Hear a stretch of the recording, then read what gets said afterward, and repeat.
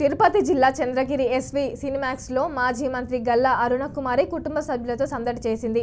అభిమానులతో కలిసి దేవికి నందన వాసుదేవ చిత్రం వీక్షించారు. హీరో అశోక్ చాలా కష్టపడ్డాడని అన్నారు. డాన్స్, యాక్షన్ బాగా చేశాడని కొనియాడారు. కుటుంబ సమేతంగా చూడదగ్గ సినిమా అని తెలిపారు.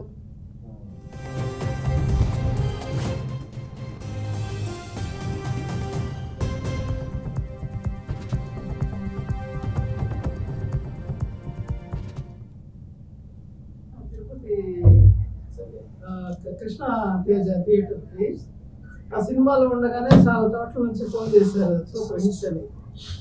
కాకపోతే పబ్లిసిటీ తక్కువగా ఉందని చెప్పి అందరూ కంప్లైంట్ చేస్తారు.